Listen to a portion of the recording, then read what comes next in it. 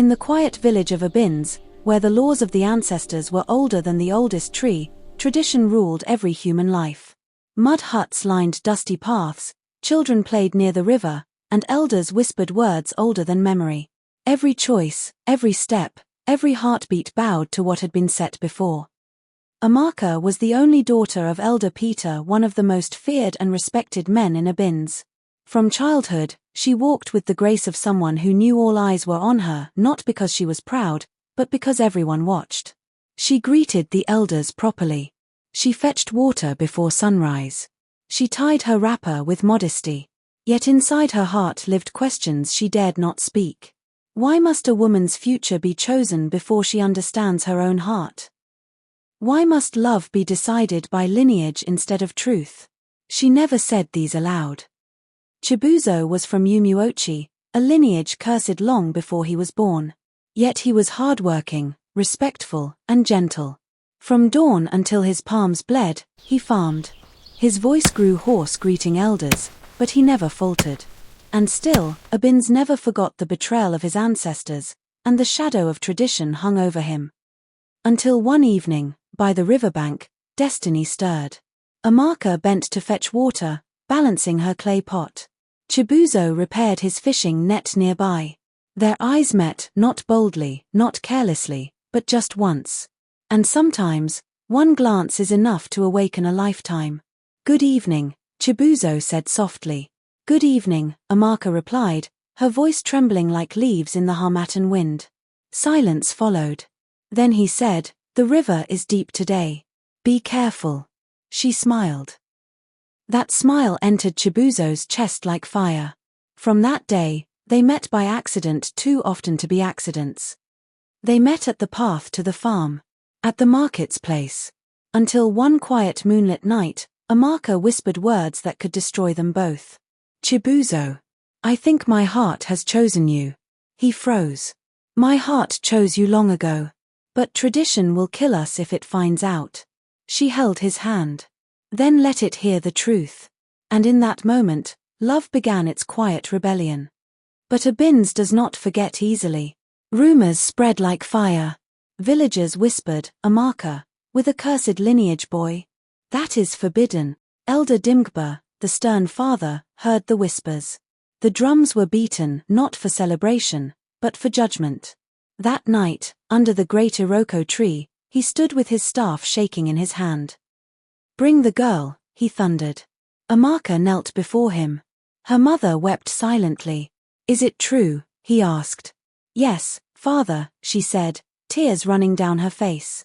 "I did not choose his blood. I chose his heart." The elders murmured angrily. "Love does not override tradition," one said.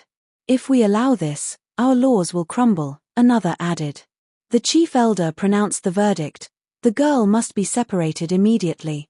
The boy must leave Obinze before sunrise. A cry escaped Amaka's mouth.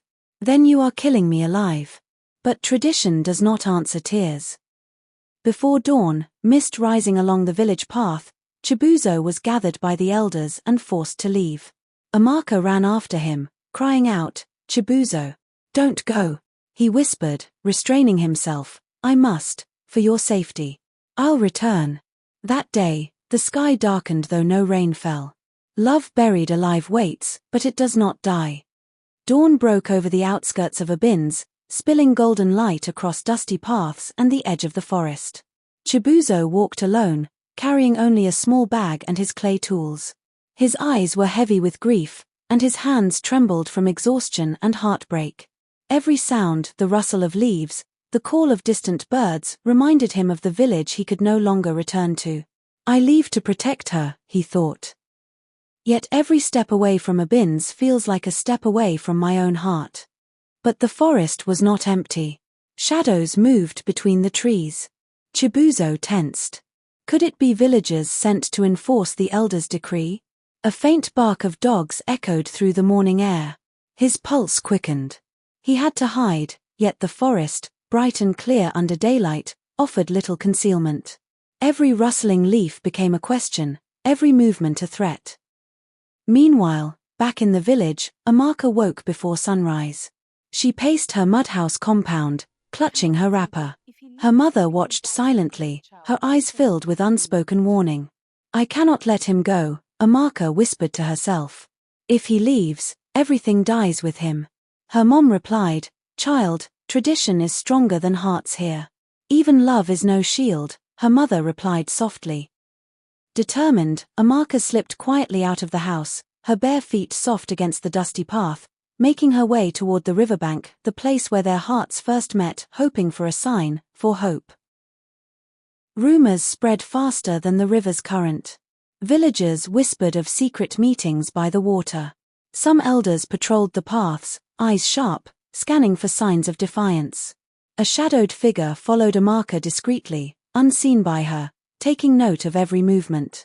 In Obinze, tradition watched even the quietest hearts.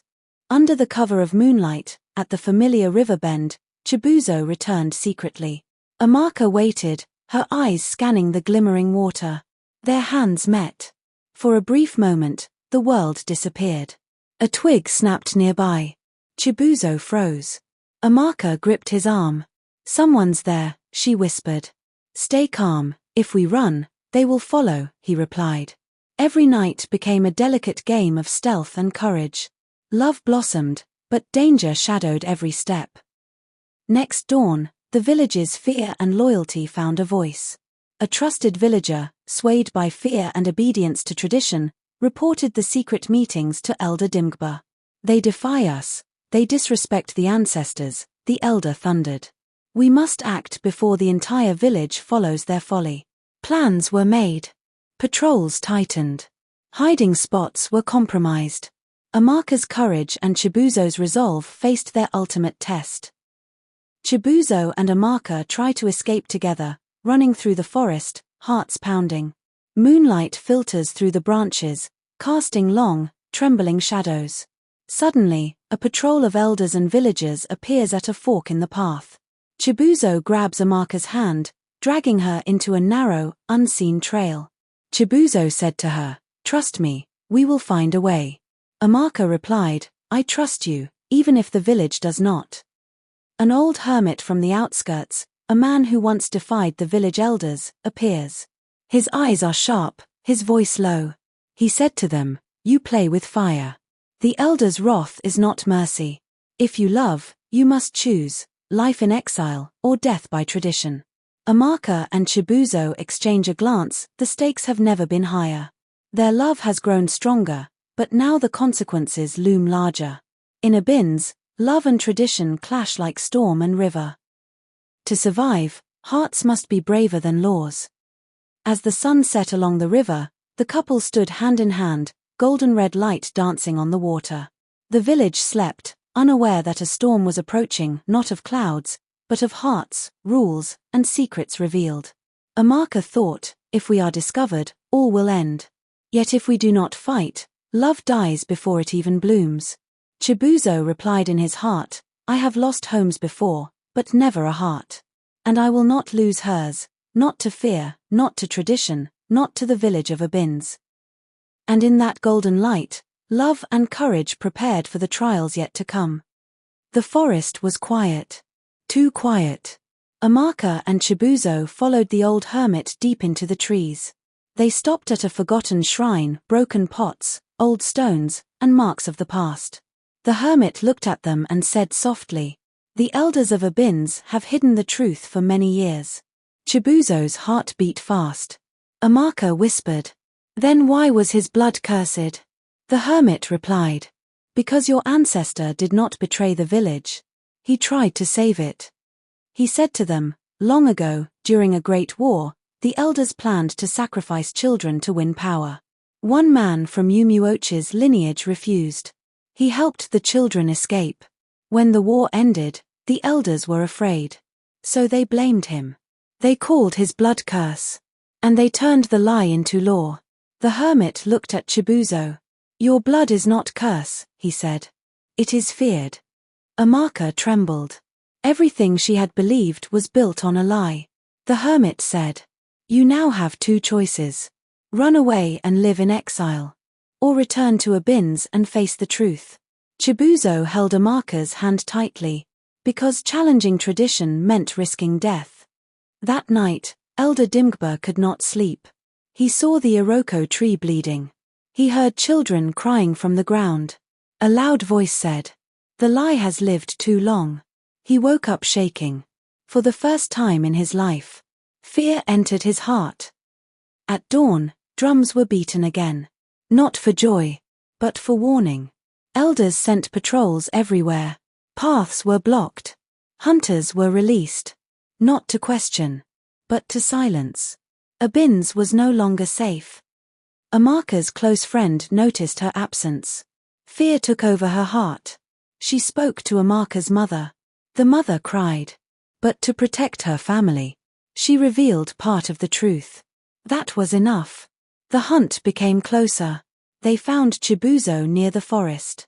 He stood in front of Amaka to protect her. Ropes were thrown. He was beaten and dragged away. Amaka screamed, "Take me instead." But tradition does not listen to tears. The drums sounded again. This time, they meant judgment. Amaka ran into the village square, bare feet bleeding, heart on fire. Chibuzo stood tied beneath the Iroko tree. Elder Dimgba shouted, "You shame the ancestors." Amaka raised her voice and said, "No, father. You are hiding the truth." She spoke of the lie, the stolen history, the innocent blood. The village fell silent. The wind rose. Dust filled the air. The Iroko tree shook. A voice echoed across the square. "The blood you called cursed was the blood that saved you." People fell to their knees. Elder Dimgba dropped his staff. The truth could no longer be buried. At sunrise, the elders gathered again. This time, in shame.